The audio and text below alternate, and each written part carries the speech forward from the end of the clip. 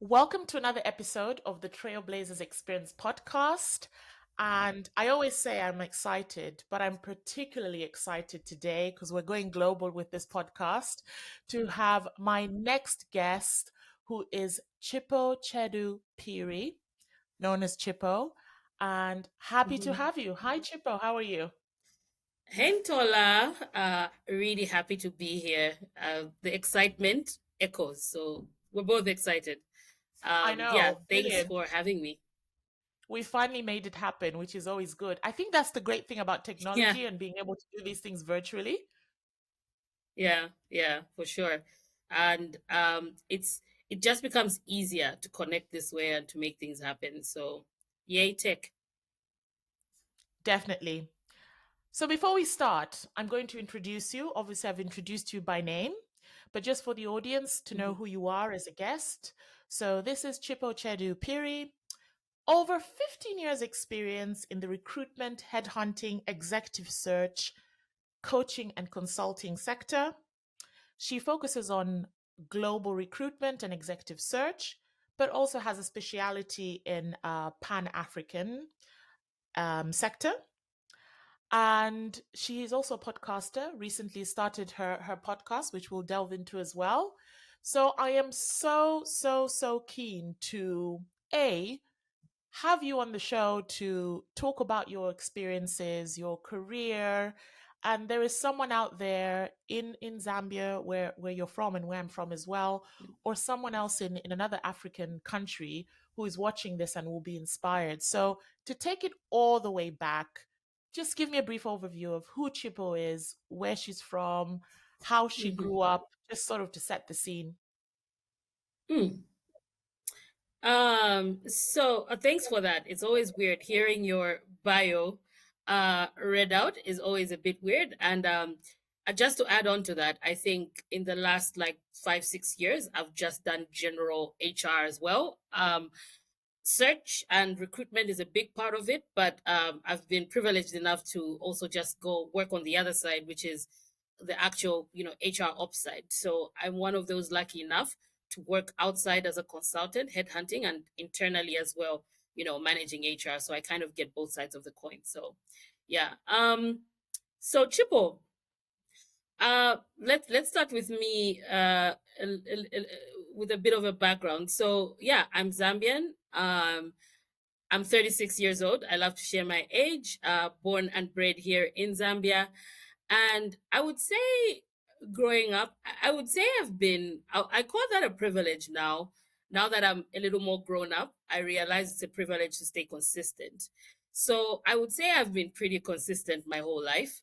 The Chipo you get now, in terms of personality, is the Chipo you got at 10 years old, right? So I've always been highly extroverted, love people, can interact with anyone from anywhere.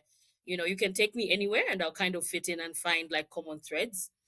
And having grown up in Zambia um I would say was also just was a big part of the journey as well. I think I find that Zambia was a place that it wasn't too difficult to be myself. My particular family, my mom and my dad, were keen on making sure that we were uh, ourselves. They encouraged us to just be. So growing up, my extroversion was mostly encouraged. I was the kid that did the plays and performed for her parents and talked a lot and asked a lot of questions. When my mom talks, like remembers the really uncomfortable questions I used to ask her because I wanted to understand, she always says, she thinks back to, I think, a teacher I had in grade 2 who actually put her aside and told her, like, your child asks a lot of questions, your child is smart, and with the way that she processes, you should always tell her the truth. Don't talk to her like a child, talk to her like an adult. And she said at that point was a turning moment. It was a turning point in how she raised me in particular. So she answered all my questions, so she allowed me to be myself. And now that I think about it, it's probably added to that consistency. So consistently extroverted. I think I'm quite empathetic as well. I always try to put myself in other people's shoes. Pretty friendly and easygoing. And I had a particular, I didn't know then, but I also had a particular sense um, of reading the room and knowing So who very could do what. observant. Yes, very observant as well. As much as I was a bit loud, I was also quite observant of people, of individuals, I would say. Of situations, not so much, but I could read individuals pretty well. So that then naturally got me kind of like, being the center stage a lot, having lots of friends, being able to put groups together, so I could easily band people together for a cause. And the one thing I loved was definitely entertainment. So I'm big on every movies, TV, um, music, all that, and that stayed consistent throughout high school, where I was actually like not only a prefect but an entertainment captain. So entertainment captain meant you were in charge of the school's entertainment, which was pretty So cool. those, so for the And audience who doesn't yeah, know, a prefect is a head girl or a head boy here. Chipo, mm, that sounds really, really interesting. I think I love the whole thing of you, being observant, curious, asking questions, easy to build relationships. mm-hmm, Now, that's always great, especially if you have the support system, a stable upbringing, family. That foundation was there to allow you to be your authentic external self. yeah, How did that materialize in terms of, so you're in secondary school, you're writing exams. At mm-hmm. that point, what did you think you wanted to be? What was it already set in stone that this is the direction you wanted to take? No, not at all. I didn't know what I wanted to be. I didn't think about it much actually.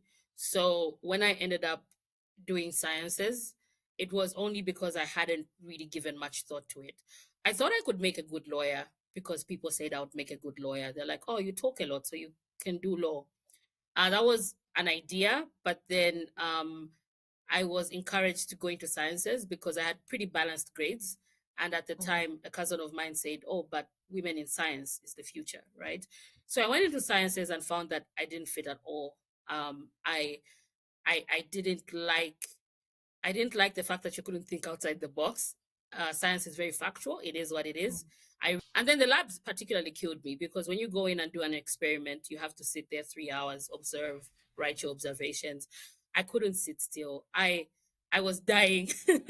um, but then I later got an opportunity to do law, and I did that at a low level. I did it like at a diploma level, and diploma is like the step before a degree, and I loved that too. But it still didn't quite fit. And how HR came about, or business admin with a specialization in HR came about, was just because when after that I got an opportunity to study in South Africa, and I then learned that if I went to go to South Africa, did law for 4 years, I would have to come back, do another year, and then go and you know write my exams for the bar. I counted that was like 7 years, and I was like, nah, That's the ain't thing with nobody law, got seven isn't it? years. Yeah. Depending on the country where you study, and you Mm-hmm. need to know which country you're actually going to end up working, because that adds on additional years in terms of qualifications Yep. as well. So talk me through, because I'm hearing there you thought law, you thought this. Mm-hmm. What were your parents thinking? What is going on with Chipo? She's changing her Yeah. mind. Mm-hmm. What was going on there? I think my mom was pretty stressed but pretty supportive. So I have to think my mom just knew I'd find my way because she was very encouraging. But this was my early 20s, and some of my friends were nearing graduation, and I had just found myself finally in a course that I liked. So I imagine from when I was like 19 to when I was 21, she might have been concerned. Um, but I didn't worry too much. I sort of knew it would work out, but I didn't know how. And she encouraged me every step of the way until I got it. And when I got it, I think it kind of eased that sense of like, will she ever find her way? And when I eventually did, I think we kind of got to a place where mom was like, phew, graduation, yay. Now let's It's see what happened comes next. finally. Yeah, Yeah, yeah, yeah. yeah. Okay. So you went to South Africa, and then what Yep. happened then? So I went to South Africa. I did business admin with and at the time I still thought I would do something like sales and marketing as a major. And first year, I have a couple of HR courses. I have a couple of marketing courses, and for some reason, HR just made sense. The whole, I didn't even know it then, but I just got it. It was so easy. And it's also HR very and like, broad as yeah, well, isn't it's it, also HR? very Because broad. it's not just Mm-hmm. recruitment, it's not just employee relations, there's Yeah, compliance. I mean, now there's everything. diversity and inclusion. Mm-hmm. There's so many aspects to it. Yeah. And it just felt right. And then I majored in it. I graduated in it. I specialized in it even at post grad. And since then it's just something that I get. Yeah. So South Africa was a real turning point in me discovering what I really wanted to do. And I knew I would practice HR, but I also knew that my career wouldn't start off traditionally. So even when I was coming back, I continued to stress my mom. Even when I was coming back from South Africa, it was like, okay, so are you going to work for a bank? Are you going to work for this? I was like, no, I'll figure it out. Oh, more stress on the family. They're like, why can't she just do what she's supposed to do? Mm. Yeah, so I come back and people are asking me for my CV, and I would be like, no, thanks. I think I'll figure it out. And I didn't know what I wanted, but I just knew that I wasn't going to be, I used to say, I don't want to be the little fish in a big pond. I want to be Mm. a shark in a pond. So I want people to feel me. And I think if I join an organization with 500 people and I'm a little like I go in at entry level and I'm just a little obscure thing there, like no one knows me, like I would hate that. So I don't know if I was driven by ego. I don't know if I was driven by just knowing that I wanted to like stand out and dominate, you know. I just followed that. Yeah. And What was the first opportunity where you said, right, you're picking and choosing? I guess it's cheaper in a way, it's a privilege, if you're able to pick and choose, because most people are yeah, just like, oh man, I need a job, I need to yeah, start working. But I guess you had the yeah. option. What was So the first I job that lit your fire to say, right, this is what I want to yeah. start off with? So I had, and before that, I think to add context, before that, I'd worked a few jobs. I'd worked in a bank, I'd worked in a consulting firm, and I picked up a few skills. Mm. Particularly, I picked up lots of company secretarial skills. So even when I came back, and I worked throughout university, right? In South Africa, I was an Avon lady. I was selling jewelry. I was always hustling. So Mm. even when I sat back to say, I don't think I'll work like this, I didn't sit back and not earn and not You do had a side something. hustle to So keep you going. there was always hustles. I think I need to add that for context just in case. That is so important, Yeah, Chipo, yeah, because I didn't want people to think, girl, how was she surviving? And it's an yeah, important lesson as well that while you can still figure out life, but you still need to earn an income. You still yeah. need to understand, contribute if you're supporting Mm-hmm, family, etc. It's so important because I think sometimes there is a not everyone, but generationally people are thinking, mm-hmm. well, until I find my why, Yeah. I'm just going to wait. But life has to keep on going. You need to be able to Life sustain has yourself. to That keep is on going. important. Yeah. And aside from that, I think the opportunity to hustle, right? And to keep myself, because I left a job to go to university.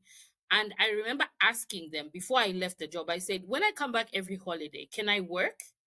And they were like, sure, And those are the things I think for me, when I think about the job hunt and the job search, and lots of people out of high school and lots of people out of college, I'm a living testament to the fact that you can make your own way. Like opportunities don't have to come, you don't have to go through that traditional process of like, okay, now I have this and I can't do this unless I have a degree or a diploma or a certificate. And when I get that, I'm going to go for an interview. Like life be lifing. Life just doesn't Life always happens, work that girl. way. Yeah. Exactly. Yeah. So even when I went, as much as I knew I had a job during the holidays, I put myself out there and I was earning peanuts. But the fact that when you're out there hustling, somehow the money finds you. Somehow you get the transport money, someone gives you money for lunch. You're kind of just making it, right? But when I went to South Africa, there was no student jobs in South Africa. It wasn't easy to get student jobs, right? Mhm. Because South Africa, in a way, is a bit like Zambia, where those student jobs, where you're working in McDonald's and whatever, are also reserved for people providing for their families. Of Like, course.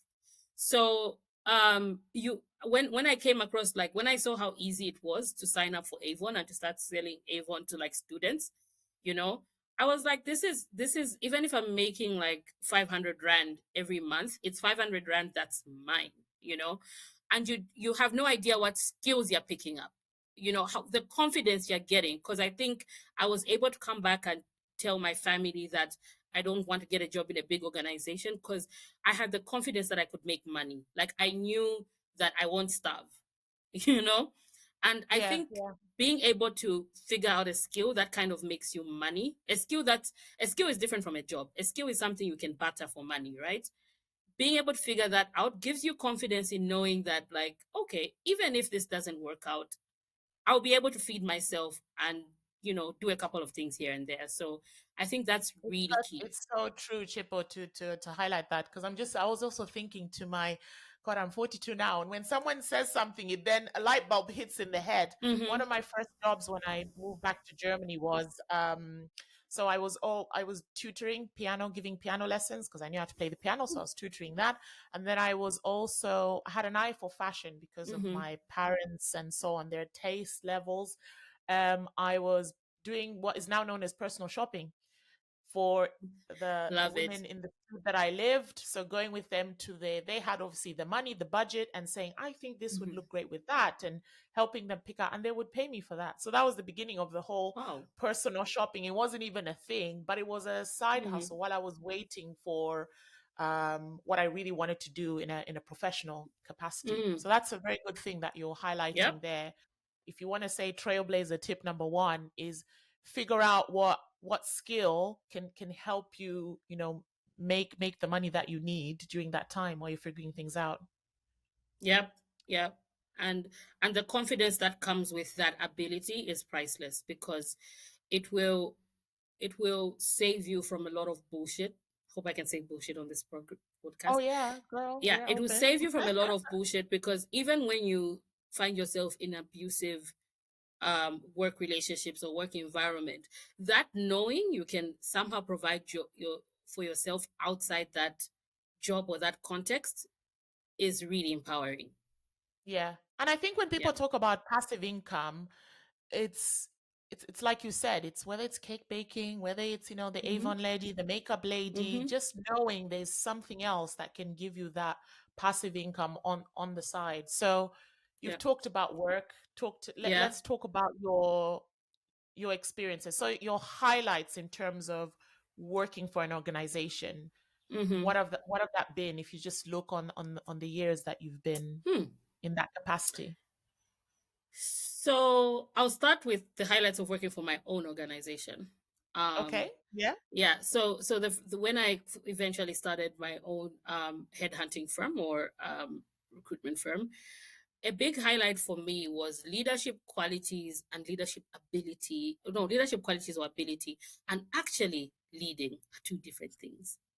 And actually the Yes. skill of leading, that was a tough lesson, because when you grow up being told, oh, you've got great leadership qualities, natural abilities, blah blah blah, you think you just walk in and, like, bam, you Tell can people lead. what to do. Yes, exactly. Oh wow. I baptism by fire. So I was very quick to hire, hired prematurely, didn't know how to manage my cash flow, didn't know how to manage people, didn't know how to hire. The irony is I could hire for other people well, but I couldn't hire for myself. I couldn't apply that same knowledge to myself because I just hadn't That is matured enough. interesting. Yeah, What do you think yeah. was the barrier? What was the barrier the, between the that the and barrier is the people who would come to me would tell me what they need, and I was able to discern, and then using the data they would give me, I could find these people. But I Mhm. hadn't grown enough in my leadership to be able to do that for myself, to look at my organization, to look at, design the organization, say, okay, what are the skills we need, what are we looking for, how much experience do they have? I didn't know how to do that process that other people would have already done and then given me the work to do. Mhm. So I completely overlooked that. I hired amazing people because I hired people that I thought were really cool and we vibed, but I didn't hire the right skill level. So I was burning out. I wasn't giving them what they needed. I wasn't able to truly mentor them. I it was a bit of a mess, to be honest, but it was such a teacher. I learned so much about myself, so much about people, so much about what a job means to someone. I used to take that for granted when I just used to hire for people, but when now you are in charge of people, right? You're in charge of their livelihoods. And I started to understand that if for me, I'm like, no, there's no money. We didn't make money. And, and expecting them to just rah rah behind me and be like, oh, that's fine. We'll make money next month. No, to them, it's like, okay, but pay us. So I started to learn. I started to learn what the value of a job. I started to learn leading. I started to learn communicating in difficult, and all these were very difficult experiences of also, this is what you don't do, because you make a big mistake and then you learn what you don't do.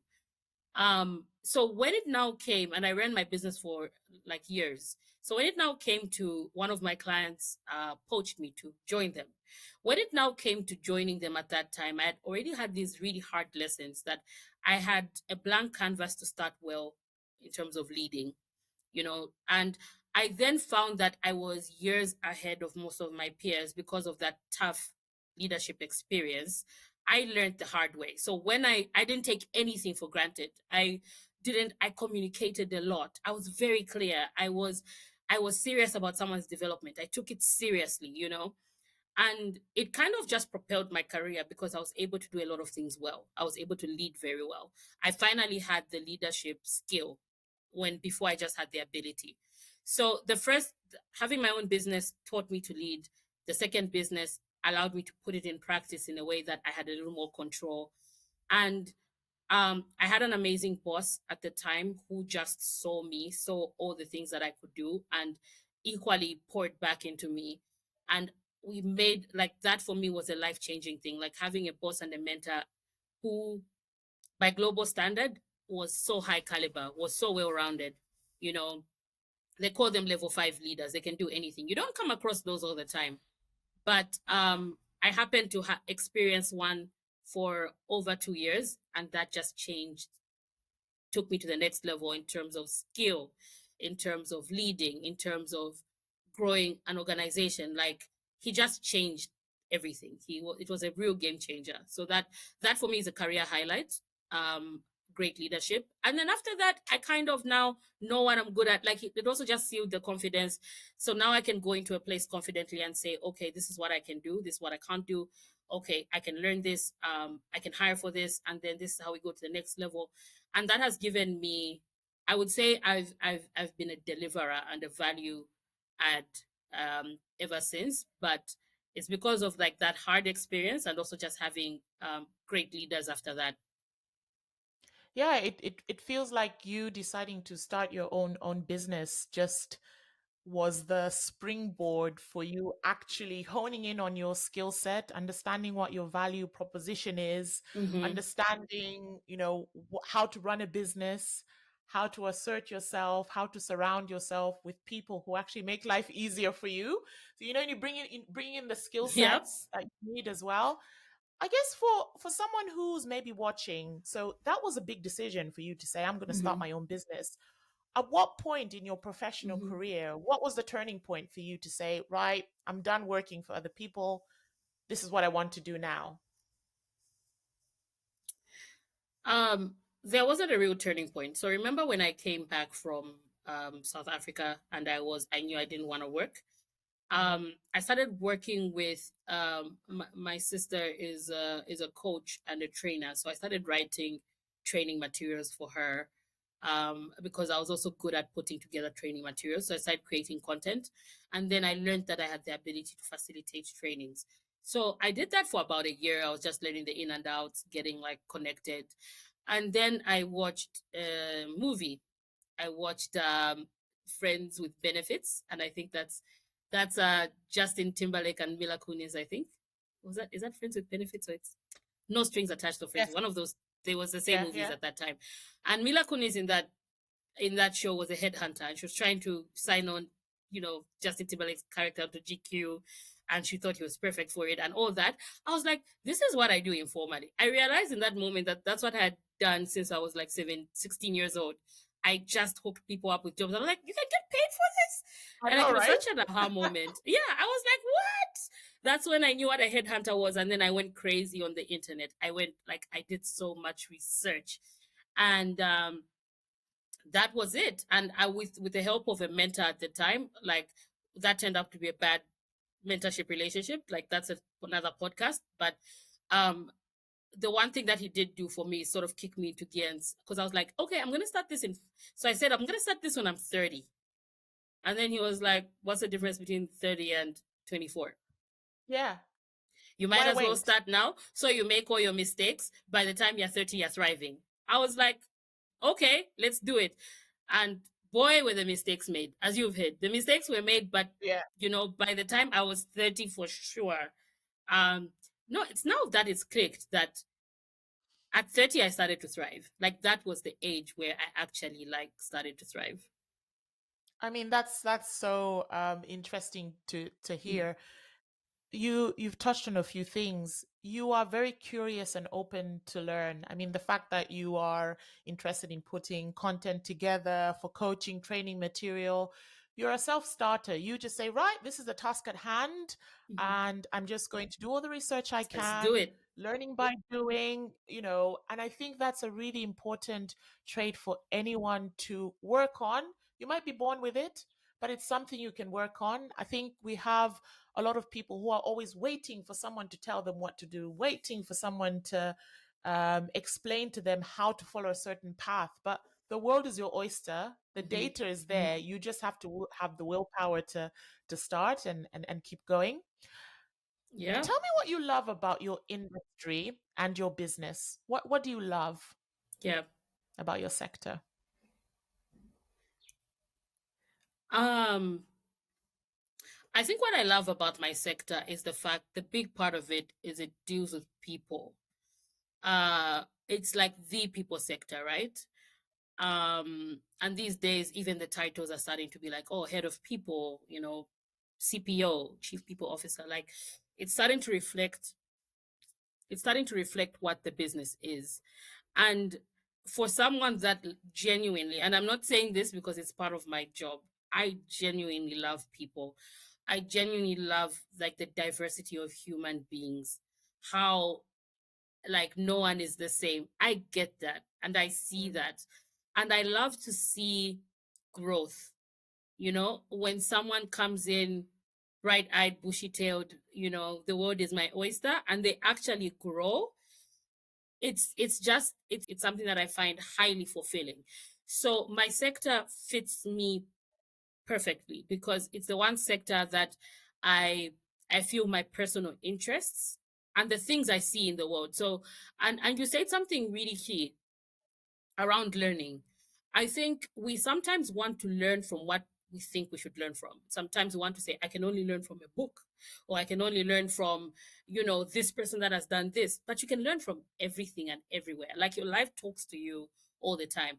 I made a career choice because of a movie, right? So if you just pay attention to the things that make you light up, right? If it's music, if it's movies, if it's the arts, and mostly it's in the creative stuff, actually, if it's numbers, whatever it is, if you pay attention to that, you find that the careers in that path will be so effortless for you, because where for other people it feels like, oh, I'm figuring out this work thing. For you, every day is like almost like, and like wondrous. And you can tie that to your personal life as well. Like it all just becomes like nicely mixed. So I think that's what I love about my sector. I love that my sector fits me. But also on the more less like woohoo side, I think I love that my sector is progressive. One of the things that I've absolutely enjoyed about the people sector is once upon a time, HR was leave days and And calculating leave days admin, and admin and contracts. But payroll. now, exactly, payroll, and that was your job. And this is cost to company. How much, how much, how Mhm. much? But these Mm. days, the metrics that matter are really different, right? I love that these days it's a much more holistic practice. These days where we're looking at the whole human, like, okay, what makes our people thrive, like actual learning and development that people are interested in. We're looking at diversity, like these metrics are mattering to say, what does our workplace look like, and is our workplace safe? When Mm. you have discussions around psychological safety, when you have discussions around apart from psychological safety, it's like, is work fun? The fact that people are even asking that and people are adding that to their values, for me, like, I love how progressive HR is, So if it wasn't a progressive career, I think stayed the same. I think if it was sciencey, like we said, facts, I think I wouldn't have thrived as much as I thrive now. So I love that every time we are like, oh, this is new. Oh, this is new. Sometimes a little too new, right?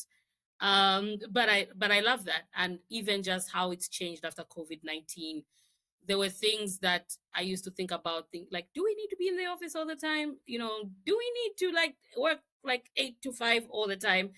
And when COVID-19 forced us to consider remote work and flexi time, and it opened our eyes up to the fact that people are whole human beings. Because right now, you'd have seen like that we're working, and then my child comes and like wants my attention, or my cat walks across the screen, and then you start seeing that, oh, at home, Chipo is a mom, or Chipo like loves her pets, or Chipo looks after her ailing mother. It like you start to humanize people. And I love that shift, that we stopped seeing people as these bots that came to work and just did things, and we started considering like all these other things. So I love that my industry is progressive. I really do.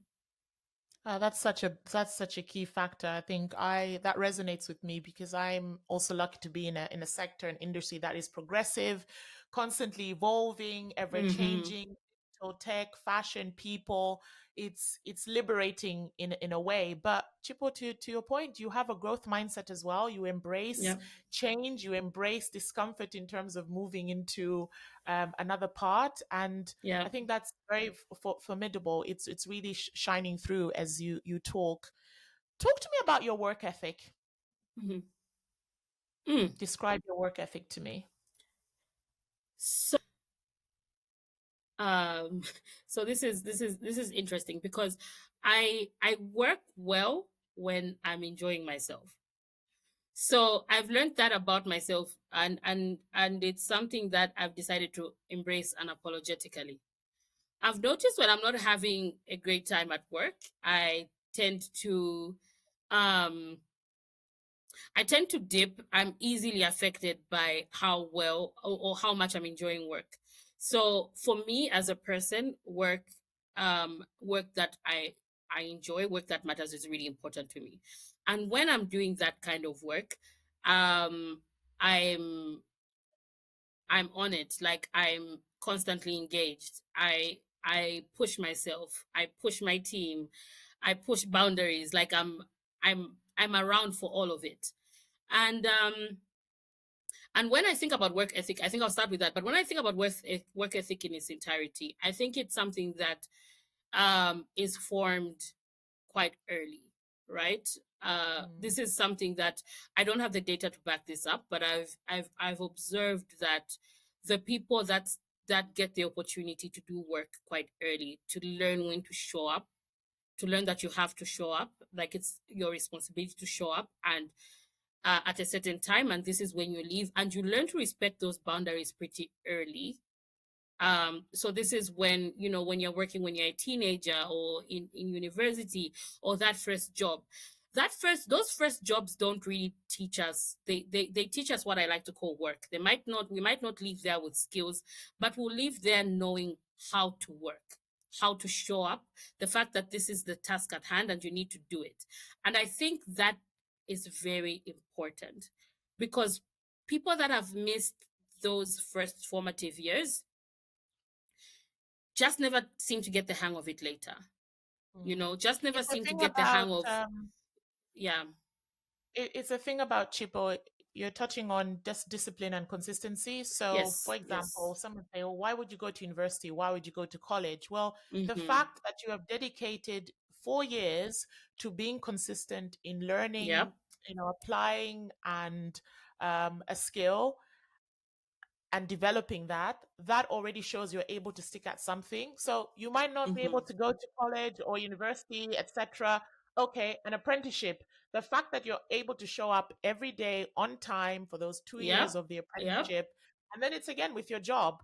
When you're looking at CVs for executive search, you look for Mm-hmm. consistency, you look for patterns. Was Mm-hmm. that person able to stay 2 years Mm-hmm. in that particular Mm-hmm. role and contribute? It's the discipline and the consistency. So the research I'm sure is out there. I'm sure we can It find must it and be. and Yeah. debate. But you are so right. That does have an impact on Yeah. work ethic over time. Yeah. And I think just do it. Like, uh that advice for me has stayed consistent even now when, like you said, people are looking for meaning, or they're not paying me what I'm worth and whatever. I think that stuff eventually comes. Like, you get to that point where you demand value for value, but Mm. early in your career, just any opportunity, just do Ah, it. Graft, exactly. Graft, show up, because you're going to learn. That is not even for the employer, it's for you. Like, you're going to mhm, learn so much about yourself in those moments. You're going to learn that you're reliable. And they say doing gives confidence, because when mhm. you learn that you're reliable, when you learn you can wake up in time to get to the office at 8 a.m., even if you had to connect 3 bus routes or whatever, when you learn that about yourself, and the opportunities keep coming, like you get interviews where when you say, I'm consistent, I'm a hard worker, you back that up with truth, because you started from somewhere. So don't despise humble beginnings. There was a It's a time bit like I that. worked, yeah, there was a time I It's a worked bit in an like that internet Drake cafe. song. You know Yeah. that Drake song started from the bottom. Now we're here. It's exactly Yes, that, isn't yes, it? it's Yeah, exactly that. yeah. I remember a time I worked in an internet cafe, right? And I have to talk about this because it was my second job after working in a bank. And after working the sexiness of a bank, I was working Standard Chartered Bank after school. You kind of show up, it's a bank. So no matter how young you are, people are just like, oh, the chick that works in the bank, right? Mhm. And then that passed, and you can't really go back to say, oh, Stanchak, I'm on break. Can I work here? So I got this job to work at Northmead. I don't know if you remember Northmead, the shops. There was an internet Yes, cafe yeah, there. I used to yeah. stay nearby. And I was earning something like 300 kwacha. This money couldn't pay for anything.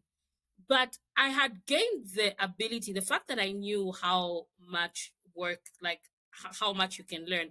And then I thought to myself, like, I'll have internet the whole day, because those days we didn't have internet I at home or know that whatever. was the main I idea was like, of I'll have going there. internet the whole day. I can print lyrics. I can chat to people on Yahoo Messenger. Listen, they didn't have to tell me twice. But I learned, like, I learned how to use a computer after that. Like, I learned things that, because I didn't have access to a computer all the time, this access put me ahead of my friends or of my peers once again, because I was with a computer every day for like 3 months. So yeah, don't shy away from humble beginnings. Like, that stuff, it mattered for my next job. So yeah. That's a very, very good tip. So, for the audience, talk to me about your current business. Yeah. And what do you do in your current Mhm. business, and what does a typical work day, work week look like? For someone that's saying, "Oh, Yeah. I want to run my own business." What does that mean in your sector? So right now I'm working a full-time role. I'm currently the global director of talent. So I look after talent. Um, Girl, say that okay. again. I Global said I'm what? currently the global director of talent. Love this. Yeah, I guess I'll call it in the renewable energy sector. And so I look after the HR functions in different countries, in about 7 countries now, and that's my day job. So I still have my business, but I'll talk about that after this. So that's my day job, and I have a great team. If they watch this, shout out to them. And they kind of support me in making sure that our people are well taken care of. The HR function is running smoothly. Everything from compliance to ops to leave days, but also some of the more fun stuff like the learning and development, career growth, and even just like searching for talent, right? So a typical work day looks like checking in with my team a lot. I problem solve a lot. I'm always involved in, as much as people are my favorite things, people are also very complex. So Oh yeah. you can never predict what your day will be in my role, because every day brings a new challenge, because we're dealing with human beings and human beings are complex. So I've given up on the fact that I'm so experienced, I've seen everything. Every job shows me something new. I'm just like, what? They did what? You know? And you kind of solve that. And you solve that with compassion, and you solve, like, no matter how bad it is, you always kind of solve it with compassion and what's the best thing for this person and for the business, right? So my typical day is lots of check-ins. I like to work on strategic um, projects as well. I do a lot of thought partnering. I think that's a part of the role that is hard to quantify, but Mhm. there's a senior leadership team. We've got directors all over the continent and some in Europe and the US. So I do a lot of thought partnering. Like when they have an issue, a people problem, or they're trying to structure their team, or they're finding it difficult to do this and that, they'll call me and we'll just brainstorm, and I'll just be sometimes a That's sounding board, really sometimes nice, isn't it? advice. Yeah. Is that Yeah. fulfilling for you? I love it. I absolutely love it. And it's something that not everybody does, not every HR person does or has to do. But I've realized I offer it because it's a strength of mine. I offer it Mhm. because I think I can be very creative with my problem solving. And I'm also able to offer a different perspective, because sometimes when you're in the problem, especially when it's a people problem, someone on your team is frustrating you. I, I, I'm a safe space where someone can tell me what's happening, and I can offer them different perspectives. And sometimes even the perspective is the fact that that person is taking advantage of you. Like that person is taking advantage of this situation, and you know, at some point we have to make the tough decisions of with whether this person is a good fit for the team. So it's not always like me, um you know, making them see that, oh, the other side of things. Sometimes it's making me, it's helping them see the side of them that's also being taken advantage of. So Of it's one course. of the favorite part of my jobs, because I know the people thing is hard, because you are thinking about someone's livelihood, right? You're thinking about the fact that you don't want to have to make the tough decision, or this person frustrates me, but what do I do? Or this strategy is not working, Chipo. It's not working. What do we do? And like easing someone and saying, well, if it's not working, let's try this. Sometimes people just need that person and a safe space where, like, I don't judge. I'm like, it's okay. I'm that kind of like friend or leaders, right? So the thought partnering surprisingly takes up a lot of my time, because we have like 14 senior leaders, like 14 directors across the globe, right? So you can imagine they've each got a unique set of problems. So it's a WhatsApp call sometimes in the middle of your day, because everything that feels people related is urgent. Mhm. So it takes up a lot of my time, but it's also work that I enjoy doing. So yeah, that's my day to day on the work side. Then I have a business which I never closed down the search firm. So as much as I had my challenges, I kind of like kept it open, and I always negotiate for this whenever I'm joining a new organization. I say, listen, guys, I have this baby. It doesn't take up a lot of my time because I've got some people running it, but from I want you to know that it's there, because from time to time I do Mhm. lean in and check in. From time to time I might take a meeting, but it won't conflict my work here because of ABCD.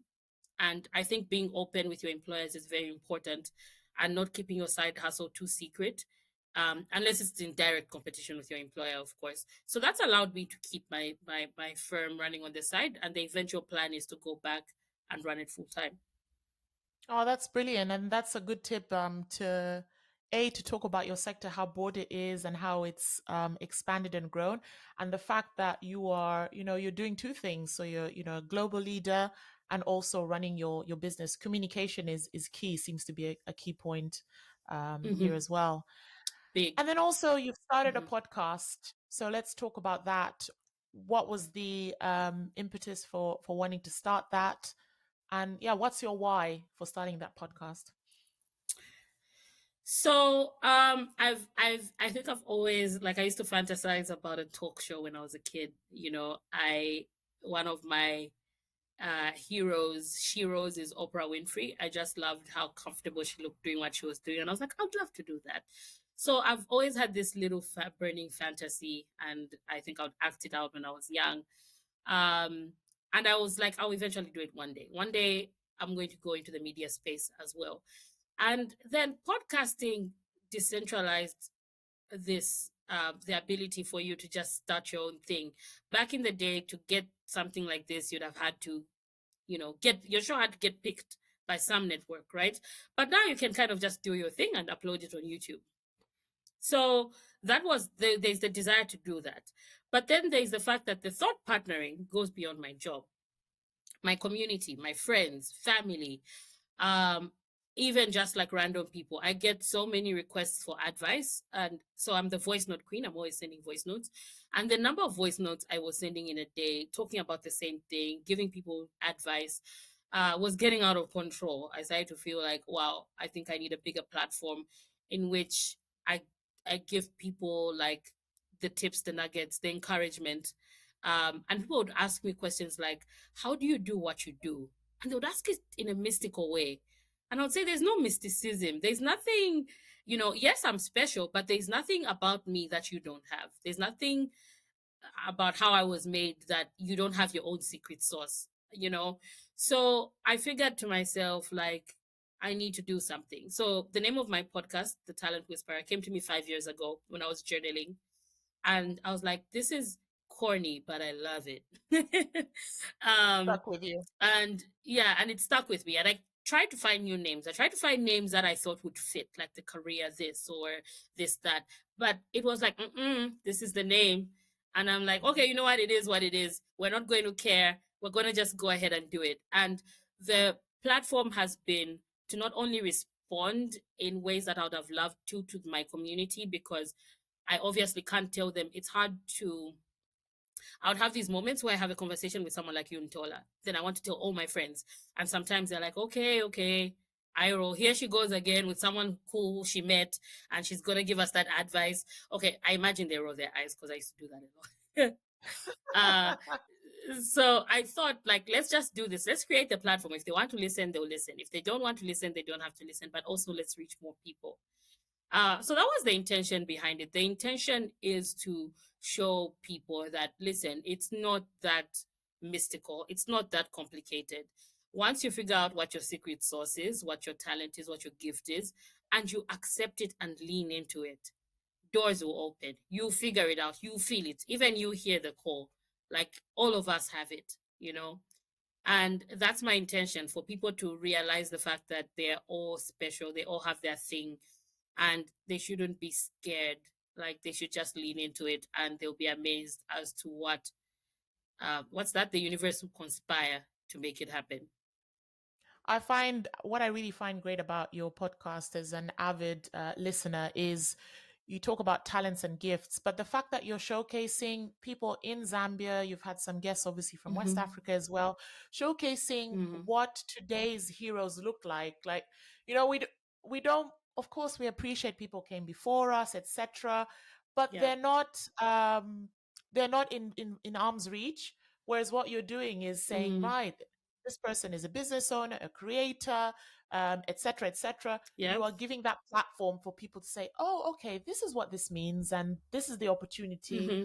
Oh, I perhaps may have that talent or gift. This is how can I can apply it." So that's really, really formidable that you're doing that. So we've talked Thank about you. professional life and amazing, amazing journey, amazing story. I don't even want to talk about networking because you've already touched on that point so much. Yeah. If you were to summarize, from all the things that you've said, what networking means to you, and you've talked about Mm. community, circle, thought Mm-hmm. leaders. If someone was to say, well, networking, what's a key tip you would give on that particular point? Mm.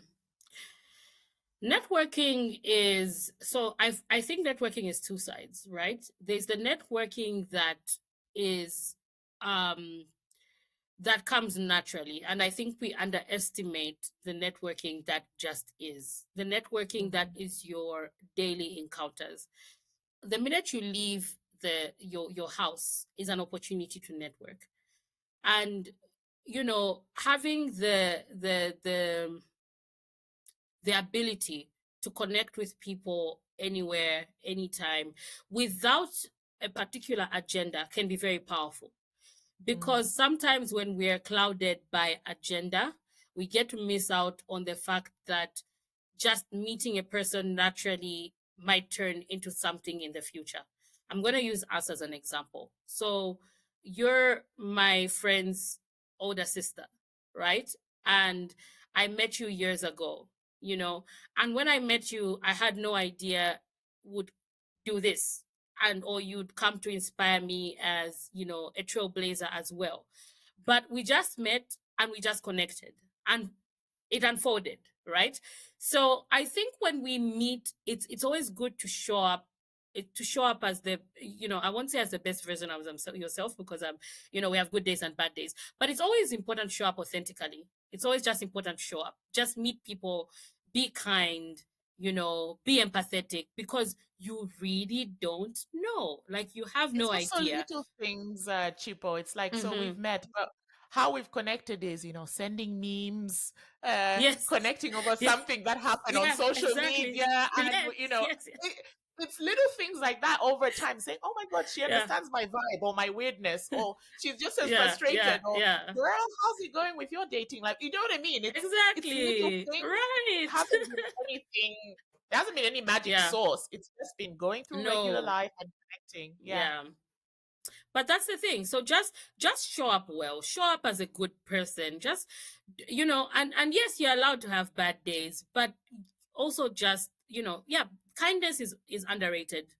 I think just showing up as a kind human, because you never really know. So that's like that passive networking, which is really, really powerful. And I think it's the most powerful one. But then there's the intentional networking. I'm a big believer in learning, in timing and shooting your shot, right? Um, Recognize who you're with. So when I'll give you an example of that boss I was telling you about. So we Mm-hmm. had this boss who, like I said, was a level 5 leader, ticked all the boxes.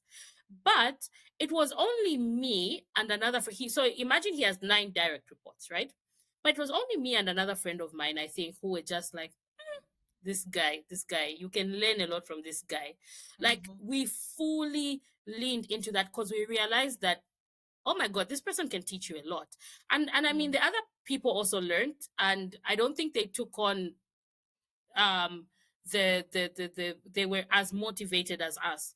And it's the same thing. There are people you're going to meet in life, you know, there are people you're going to come across that you're going to be drawn to, and sometimes the opportunity might not allow you to meet with them one on one or to network with them in a big way, to have coffee with them. But when you meet people like that, the person next to you might not see what you're seeing.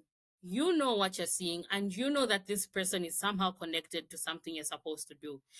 Like, shoot your shot and lean into that. Even if it's in that moment, you might not have a full conversation, it's just a hi, and then you follow it up later or whatever. I think networking is also not just about who's hot, it's about who is hot to you, who matters to you. And I've been trying to do that with my podcast. I've been trying to ask myself, like, there's people that I keep getting names. Oh, you totally have to interview this one, and you totally have to interview this one. And I think those people are amazing. But I keep asking myself, who who's hot to me? You know? Mm. Because I'm like, because I think the people that are hot to me, the people that I want to learn from, or the people that I think are connected to bigger things or connected with my destiny, are the people that I spend effort on.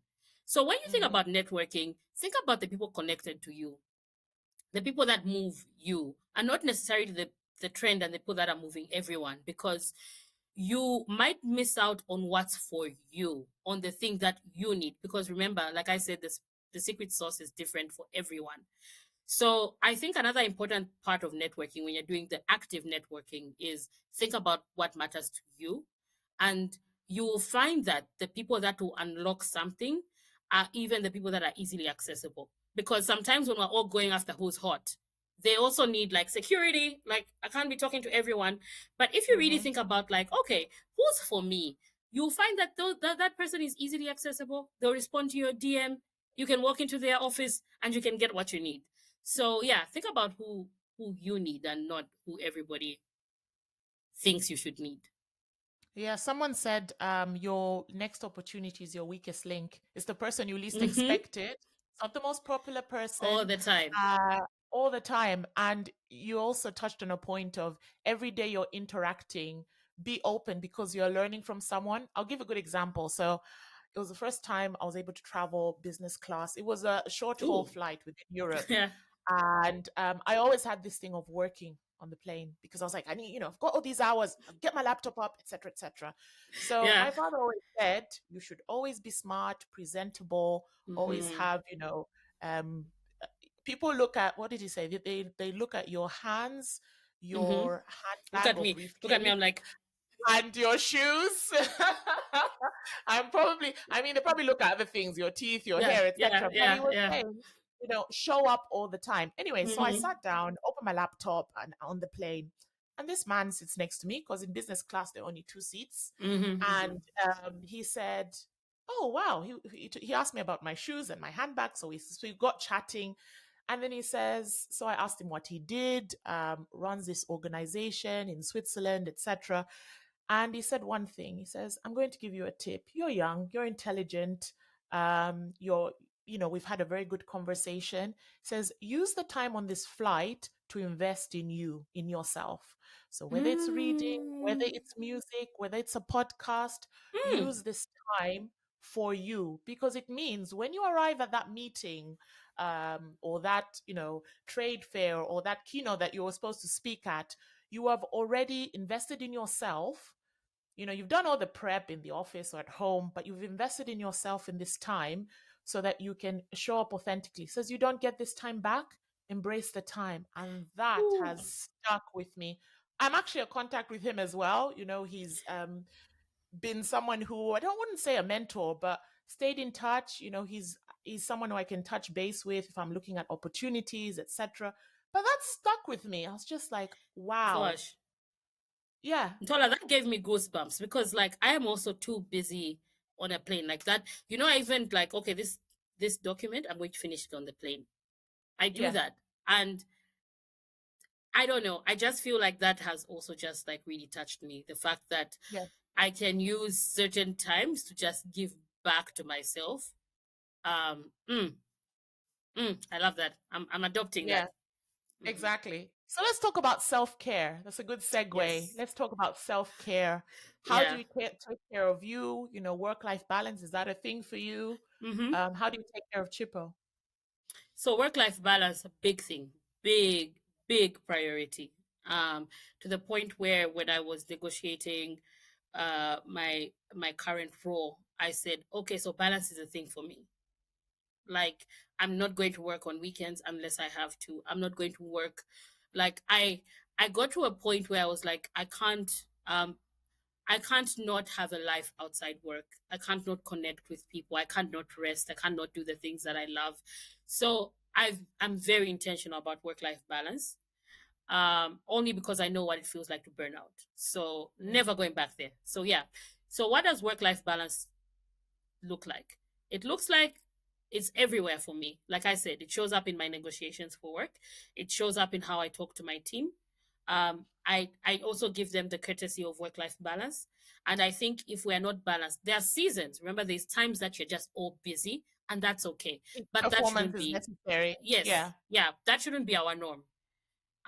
So I make sure they have time for their families and their other interests, and I do that for myself too.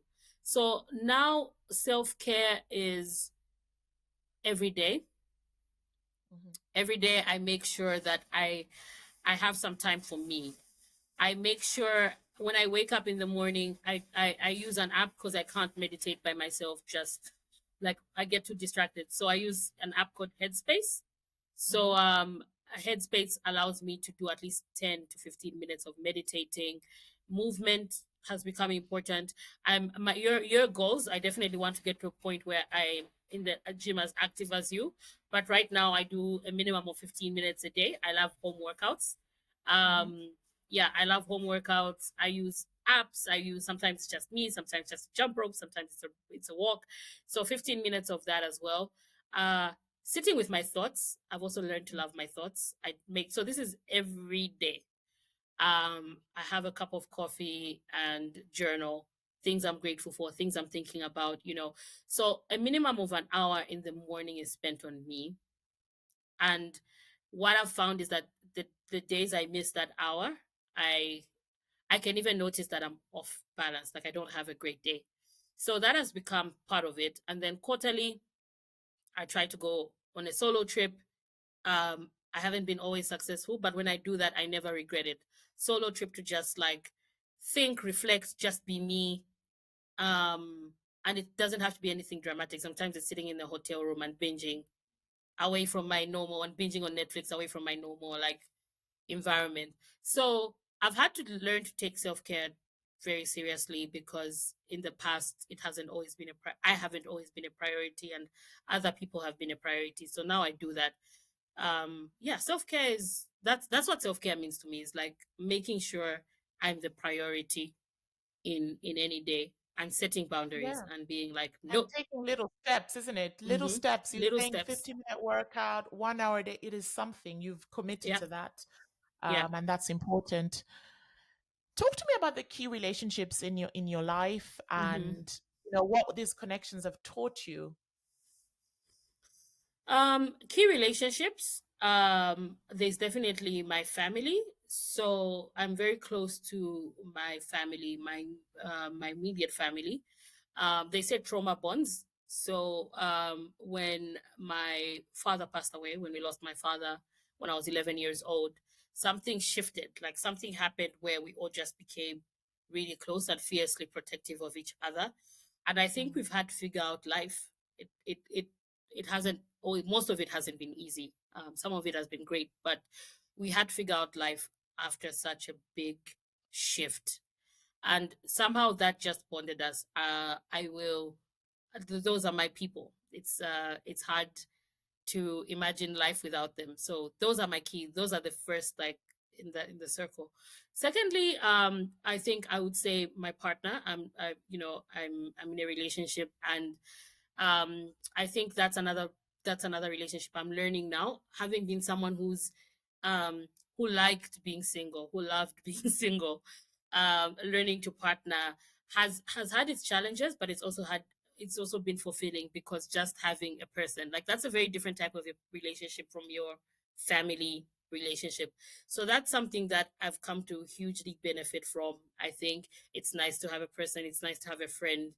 Um and it's also just nice to be loved the way I always dreamed about being loved. So that's another relationship I value.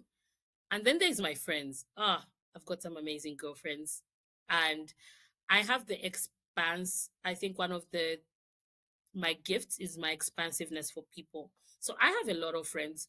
I'm not one of those people that says, "Oh, you can count friends on five hands." Like, yes, they are all to different degrees, but I've been able to connect with so many amazing human beings, especially my girlfriends. Nothing beats having girlfriends. It's so nice to just have these women that are your tribe, that you trust, that, like, even the conversations you have with your girlfriends are out of this world.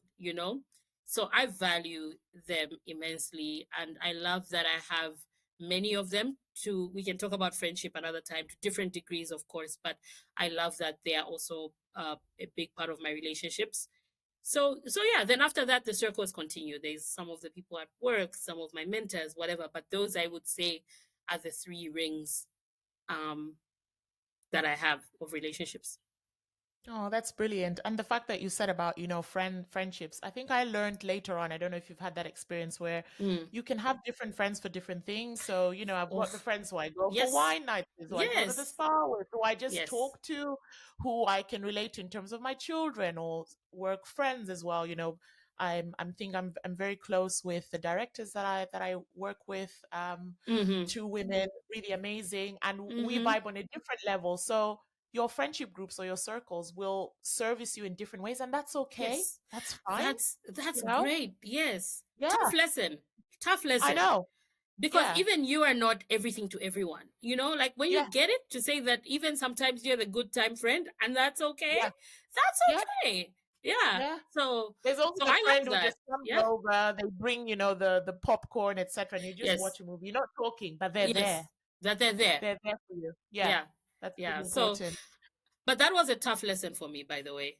I used to want all Yeah. my friends to be everything to me, and I had to learn that they can't be. So You have yeah, to now meet now people we are where they are. now we are thriving. And I think it Yeah, also frees me from the responsibility of trying to be everything to everyone. So I yeah. know. I know. Hmm. Yeah. Let's talk about, you know, Trailblazer takeaway tips. We've talked about so much, and I feel like there's so many nuggets. But if you were to summarize the three Hmm. key things you would Yeah. give to some woman, girl, lady watching this right now. Hmm. Um, the first one for me is striving for authenticity, and I'm going to say striving because it's not the thing that comes naturally to everyone. From the time that you're old enough to speak, people start imposing um who you are on you, and get to a point where you start to learn that for yourself. Mm-hmm. Start to strive for authenticity, because it's, you know in your, yeah, in your lane you're dangerous. Like when you become more of yourself, you will feel the empowerment that comes with that, the confidence that comes with that, the ability to just, all those things that feel really hard, the things that you suffer with, boundaries, or putting myself first, they come to start to naturally like fall in place when you get to know yourself, because you know what to say no to, you know what to say yes to, you know what you're good at, you know what you're not good at, you know how to show up in the world and feel great. So authenticity is key. Like, strive for it. If you don't feel like you know it yet, start trying, listen to podcasts, read, be curious, and you Mm-hmm. start to learn more. So that's always my number one, because I think that has been a game changer for me. um Number two is community. um no one makes it alone. uh you know no one makes it alone, and you're not alone. uh so for me, that became a mantra later, because I used to take on so much. I used to take on the weight of the world. I used to think, you know and when I started to realize that sometimes when I'm weighed down, I could share my problems, I could share my thoughts, my deepest, darkest thoughts, whether it be a therapist, whether it be a random person on the street, whether it be a friend. Like, I started to learn that I'm not alone, because when I shared those problems, most of the time you heard similar challenges coming from a person, and you realize that this problem is not unique to me. Other people face this and they survived it, right? So community is really important, because one of the biggest enemies to our mind and to our progress is when we feel like we have to do it by ourselves. It's when we feel alone. It's when we feel no one understands, no one can help. Trust me, someone out there understands. So lean on community. And if you don't have a community you can lean on, if you're not surrounded by people you can trust, question that and see if you now need to build a community where you feel safe, because there are people out there willing to help.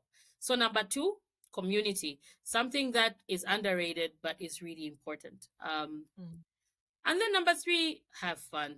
Life. This life, the one thing we're going to do is die. We are going to die. The time is Mm-hmm. limited. So, you know what? You might as well have some fun. So, don't take yourself too seriously. Don't try to package yourself too much. Um, you are who you are. Just feel free. Of course, appropriateness is one thing, but I think you like don't try to packaging is where you're like, I think I should sound like this. No, you sound how you Oh sound, yeah. girl. You sound how Yeah. you Be sound. yourself. So Yeah. just do it. So have some fun while you're at it. Yeah. you know don't take yourself too seriously. Those are my three tips, and I think you'll be fine no matter what you're doing. You're going to be good. Those are such amazing tips. Chipo, this has been brilliant. I feel like I've gotten to know you a bit more. I mean, I know you obviously because you're one of my sister's close Yeah. friends. Yeah. You are inspiring, an inspiring, amazing Zambian Thank you, woman. Ntola. And, there is someone out there who's going to watch this, whether it's in Africa, Asia. We're going global with this. We're going You're going global, global with yours baby. as Whoop well. whoop. who are just going to be inspired Yeah. about how to be their authentic self, how to forge their career, forge their way, think about passive income, side hustles, so many Hmm. nuggets. I mean, when I'm rewatching this, I'll be like, wow, tick, tick, tick, checklist again. What do I need to know Yeah. too? But it's been a pleasure having you. Thank you. This has It's been amazing. And thank you brilliant. for giving me the platform. I really enjoyed this. I'm I also know. learning I more think about you've been myself. I'm dying, like, isn't it? wait, You've what? been dying to also have someone interview Yeah, you. yeah, exactly. So thank you, friend. Thank you for heeding to the call. Yeah, Oh, thanks. brilliant. So this has been the Trailblazers Experience podcast. Just a kind of reminder, if you are enjoying this, please subscribe to the YouTube page. We can only grow the channel if we have you subscribing, sharing, tell another person about the podcast. And obviously, you can follow us on all streaming platforms. So this has been your host and total on the Trailblazers Experience podcast and my lovely guest, Chipo. Thank you. Yes.